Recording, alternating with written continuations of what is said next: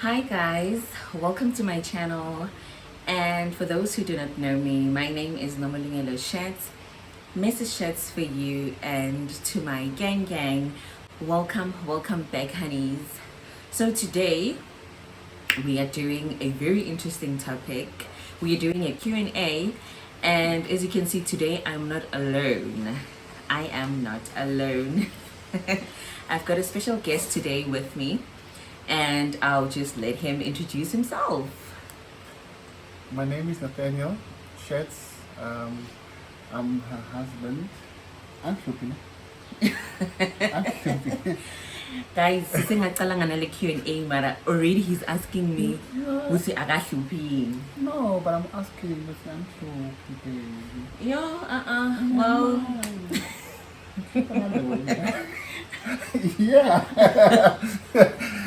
Yeah, I'm the husband for this beautiful wife of mine.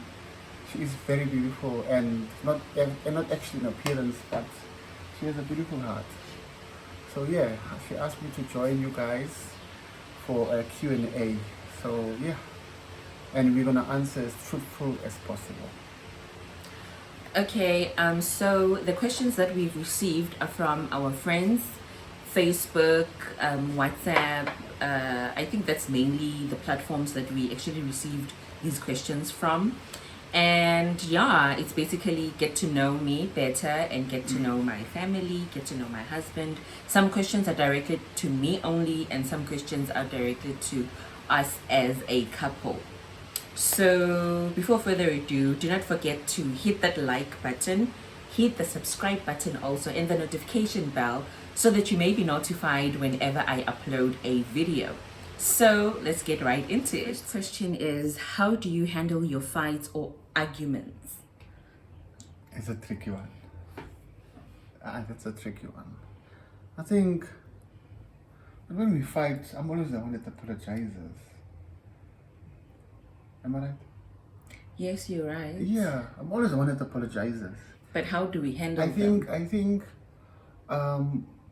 I try to stop it from escalating by maybe telling her, you know what, it's fine. Let's just forget about it, burn it out, regroup again after a while, and then start apologizing. I think we basically agree to disagree. Like, it's okay not to see eye to eye. Yeah, it's okay. Yeah, because if everyone wants to be right, or everyone or the other person is pointing a finger at the other, then the matter doesn't get resolved. Exactly. For the fact that you both do not see eye to eye regarding that certain topic or whatever triggered the argument is okay. It's okay. You are both human beings. You will always have different opinions. So we always agree to disagree in order for us to move forward. And then he apologizes first. And you never apologize. I do apologize. Don't tell the people. Don't lie to them. I'm always lingering. I do apologize at the end. I'm always the one at the end. Which end? There's no end. Next question. Where did you guys meet? Should I answer? We met in the bushes. Come really? No, I think she posted on Facebook wanting someone that does Mendy, and I think God sent you to me, man. Because fortunately there was someone in my area. I was staying in Valencia that did it, and I inboxed her on Facebook, and I just said to her, there is someone I know that can be of assistance. And then she said, okay, I would like that. And then I think after a week, 2 weeks, I asked you again, did you come right? Yes. Yeah. He asked me. I asked you again like 2 weeks after. I didn't tighter by then. I just went straight to the point. And after 2 weeks, I asked her, did you come right? And she said, no, I still want to come. And that time my heart was saying, okay, she's cute and I will see her. Yeah. I made her feel at home. She came to me. No, before that, no, don't rush it. How did we meet? How did you see me for the very first time in person? That is the question. Oh. It's Not how did we start to communicate. How did we meet is the question. The first time we met, I was at work. I was working for an engineering company here in Kamakuku. So as we were talking on Facebook about me coming to do the Mandy stuff, so he offered to come to see me just before I came to the girl for my Mandy art. Ne? Mandy art is those Indian designs on your hands and everything. So he offered to come and see me at the office. I gave him directions where I'm working, so he came quickly. Guys, on that day, I couldn't do anything. I was having a very blue Monday. He brought me chocolate. Chocolate, guys. Chocolate. Come on, it's the gesture. No, I appreciate the gesture, but then he brought me chocolate, but then I appreciated it. The thought and that then counts. that was the first, and that's how we met actually. Him coming to the office to see me, to see the lady that wanted to do this Mandy art and everything like that. That's the first time that we saw each other. We had a mutual friend, which we won't mention any names, but we have a mutual friend. So I've always knew that he was that person's friend, but we never knew each other in person. Not even inboxed each other, nothing. Nothing, not even like came past each other, but we knew the same person. Yeah, if I can put it like that. I'm not originally from Nelspruit, so well, my circles were quite weird. So yeah, so that's how we met, and then he came to my work. He was quite forward because the first time we met, we were not even dating. We were just talking on Facebook, and then he decided to ask for a kiss, Tabanga. Before he left. Yeah, and you were forward. A baby kiss, you were like a mwah, mwah, like that. You were forward. It was a baby kiss, He guys. was forward. Listen. When we, as I don't know about other colored people, but I grew up like that. When you appreciate beauty in a woman, you show them. Don't tell them only. Show them. So you show it with a kiss. A buck swingy. They call it a buck swingy. A buck swingy like that. You I understand? didn't want to Guys, big swing at me. okay, but that was my gesture to say, look, I appreciate what I see. The reason why I drove all the way coming this side to come and see you, and I thank you for seeing me and stuff like that. And that was just to say thank you, to give you a little question mark to say, oh, okay, he's not bad. No, it never did that. It was like he's forward. The next question is, how do you each define love? So I'm gonna start quickly. I think love is accepting someone as they are with their flaws and still want to be with them. I think love is basically being aware that people are not the same. We have different personalities, different types of craziness, but we still want to be with that person. So if I say to my husband, I love you, I mean that I love you with your flaws, I love you with your imperfections, even though you are not the man that I've created in my head, but what I have in him is something that I'm willing to be patient with for the rest of my life. He makes me happy, this guy, in case you didn't know. A lot of things too. No, please define your love. My definition of love, guys, I think it's different. What's my definition? I would say it's like a 4-bedroom house. If you take the 4 walls and you put the qualities on each wall that you need in a relationship, you know, like communication, trust, happiness, security, or whatever you feel that you need in the relationship. Yeah. Once all that is complete, like a house, if all 4 walls are steady and strong, then you'll be able to put your roof. Now the roof is, I call love. The roof is where it completes everything. Yes. So if one breaks down, the mistake people do is they do not try to rebuild or fix. Yeah. You understand? If trust is broken, fix the trust Yes. to complete the love. I can say to you, I love you, but I can't be with you.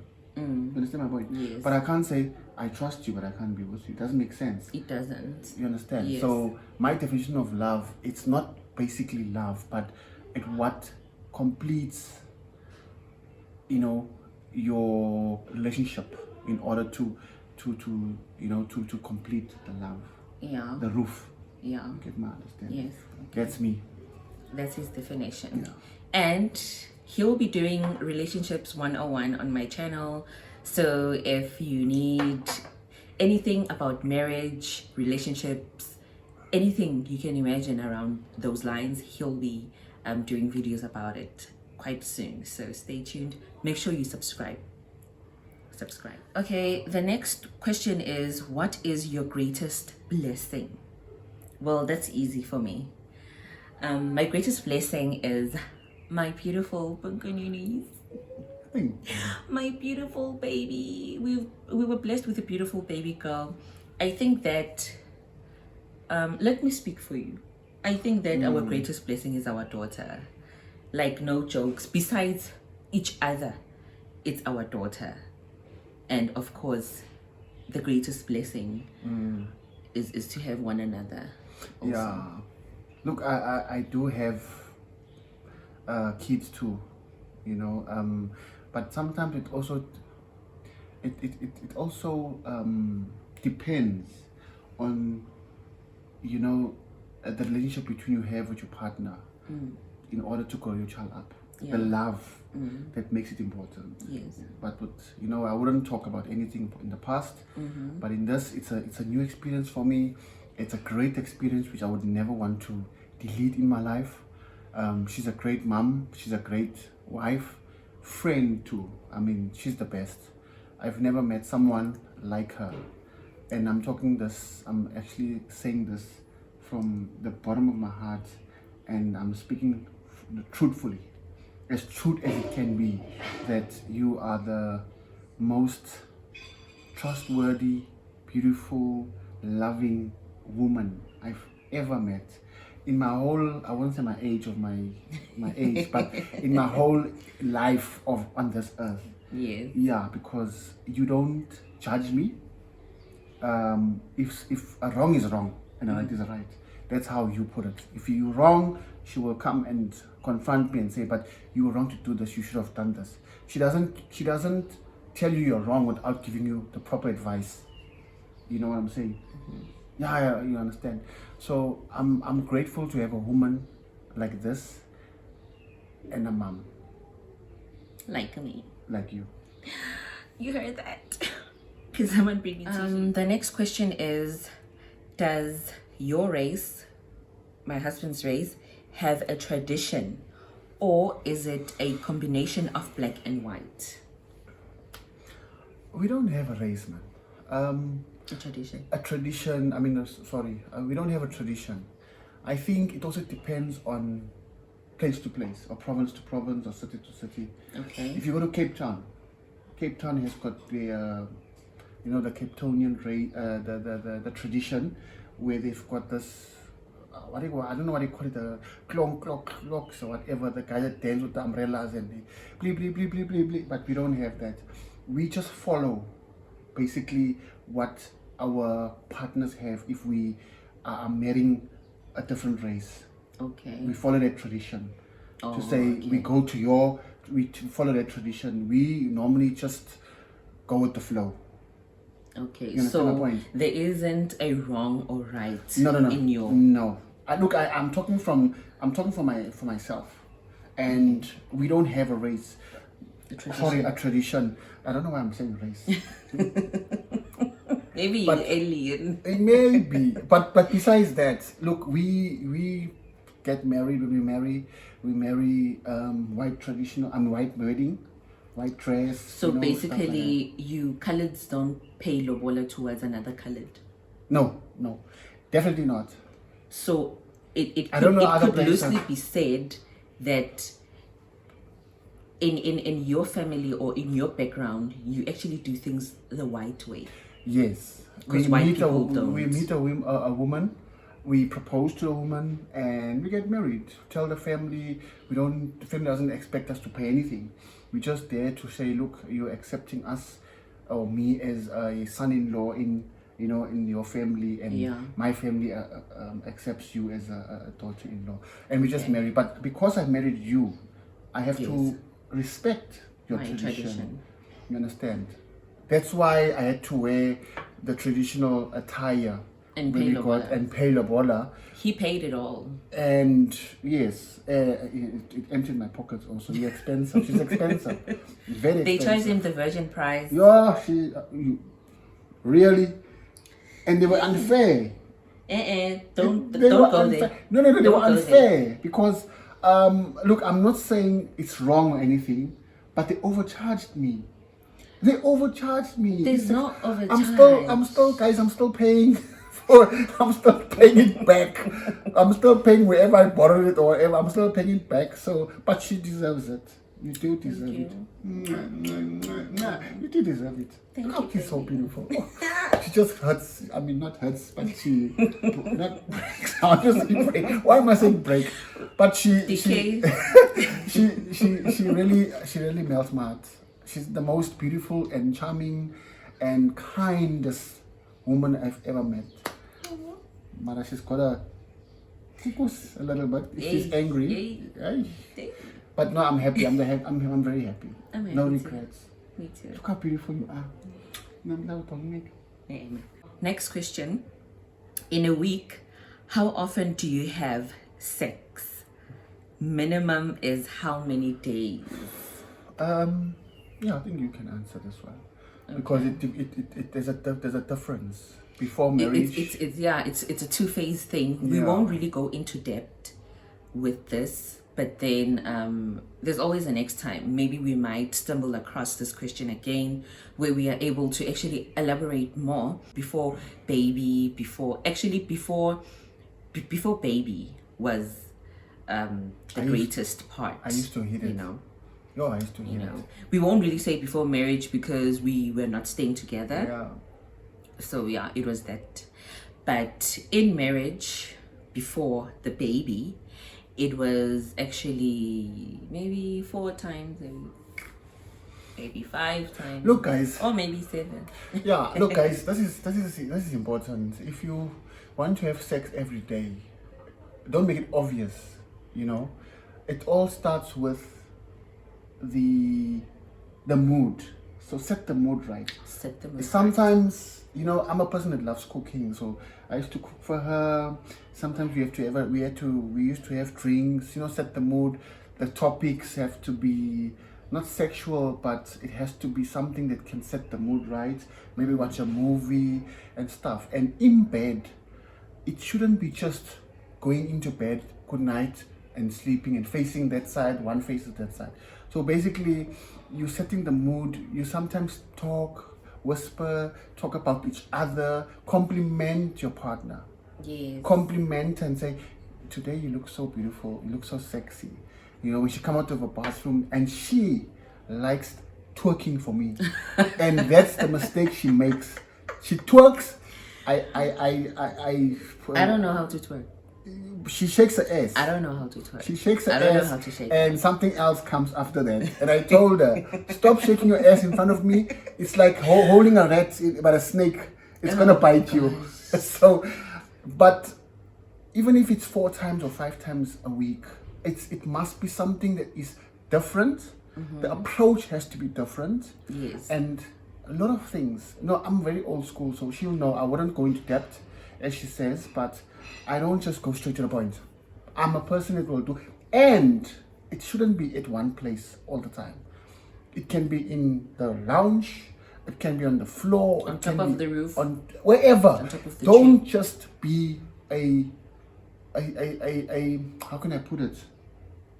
Don't make it obvious that going to bed. You're dishing out too much. Oh, sorry. Leave it for your 101 relationship videos.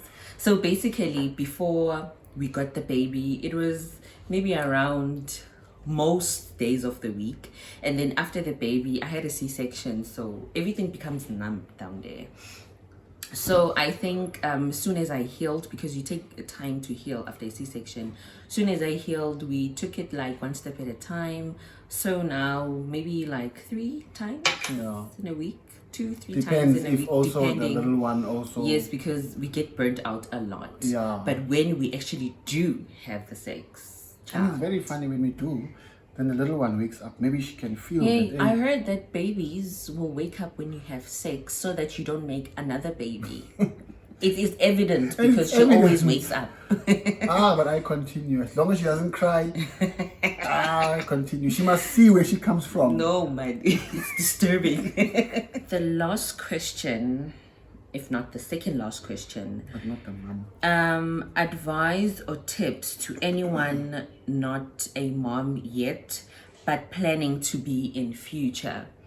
Well, I would just say that make sure that you prepare yourself mentally and emotionally about being a mom or about having a child. Pretend like this might sound wrong, but I feel like it prevents a lot of problems in future. I will try to elaborate if I still have time. Pretend like the child is yours alone. Pretend like there is no man existing, be it the man is your baby daddy or your husband. Pretend like there is not a next person existing.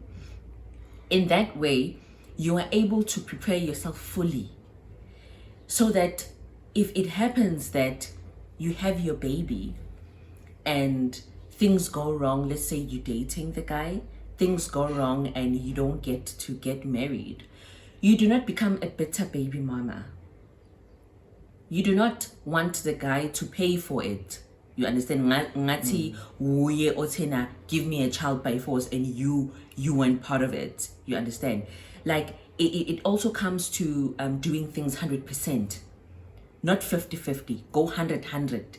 You understand? So if you do the 100, if the other person doesn't do the 100, it shouldn't be a problem. Yeah. You understand? I'm not saying that people should relax. Like a tit for tat thing. Yes, I I'm not do it, saying you must also do yes. something. I'm not saying that the next person should relax, or you as the mother should relax because the guy, or no, or vice versa. No. So I would actually give you the advice to prepare yourself mentally and emotionally. And please note that when having a baby, your life completely changes. It changes like drastically. There's a whole human being. You've got a person. You made a person, or you're planning of making a person. This person depends on you and you alone. If you have to go somewhere and there's nowhere to leave the person, you have to take the person with you. You know, It's true. like content creation on my side. I'm a mom and I create content. Sometimes it's difficult, it's challenging to create content while being a full-time mom. You understand that? So other things are delayed, other things are slow. You have to do slow, you have to move at a snail's pace to do stuff.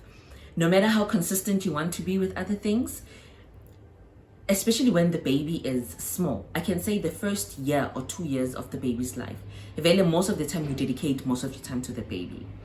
But motherhood is beautiful, especially if you've got support from your family and your partner. Yes. More especially from your partner. You understand? Vele, while adjusting, you will go through some emotional breakdowns. You will go through some emotional confusions. But that is what medical professionals are there for. You understand? So I would tip you to just prepare yourself mentally and emotionally. Pray about it. Ask God to give you strength and take it as it comes. Don't be too hard on yourself and plan it. Umntwana ufuna imali. Umntwana ufuna a proper planning. You understand? Make sure that the finances are at least there. Prepare like upfront. Get diapers like upfront. They shouldn't depend on baby showers. Yes, You know, don't depend on people them. because people bring the same, the similar thing. Yes. You know, they repeat the similar thing. So it becomes a problem unless you're doing a baby shower where you write down what you need Yes. prior to the baby shower itself. Yes. But from a man's perspective, I would say as a husband and as a father to my kids or my baby and stuff, I think women need support. You know, my wife needed all the support, especially the emotional support. Yeah. She went through a lot of emotions during her pregnancy and after. Yes. You know, and do not be hard on her. Understand it will pass. But all they need is the support.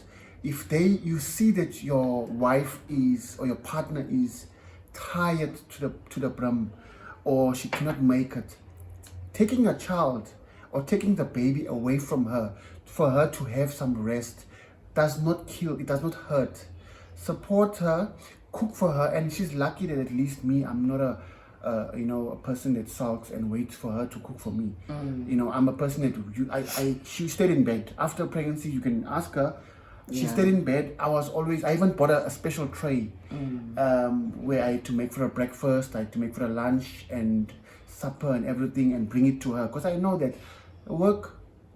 raising a baby, it's not an easy thing. Her mom also came and assisted us, and then when she left, we had to even clean the wound. I was there to clean. This is not a test of a husband to see if you really care and love. Yes. That's why we say, do not just love your man or your partner and say, I love you. But it comes with a lot of consequences. Yes. Love her enough to clean a wound. Yes. Love her enough to, I'm going to say it in a very funny way, but it's the truth. If your wife cannot go to toilet, bring a bucket to her and let she use the toilet. Love her enough not to judge her when she's going through all these trauma and problems and stuff. Yes. That is called love. It comes with a lot of respect into it, because you're not judging her while she's doing it. Oh, yeah, you fart, or you're bleeding, or you're paid, or whatever. Those things. After C-section, they tell you do not hold in farts. That's it. And So trust me, I even bought an automatic. I can even show it to you. It's a sort of like a thing that we had in the room. It's one important thing which I bought because the fart was too much. It's got a timer inside where you set it. So I set it for the last. Every 10 minutes it used to release some dangasa. So it's important, guys. Yeah. From a man's point of view, you know, support your woman. They go through a lot, these guys. Oh, that's a mouthful. Yeah. Yeah. But it's the truth. Yeah. Okay. I think the other questions, we'll tackle them on another video. We will try to do another Q&A pretty soon. And we will do, I'm thinking the first relationship 101 that he's going to do, we're going to start with the questions that we actually left behind, and then we'll continue with the program. But for now, do not forget to like, subscribe, and hit the notification bell so that you may be notified whenever we upload another video. So from me, Mrs. Schatz and Mr. Schatz. So have a great day, and we'll see you next time. Bye.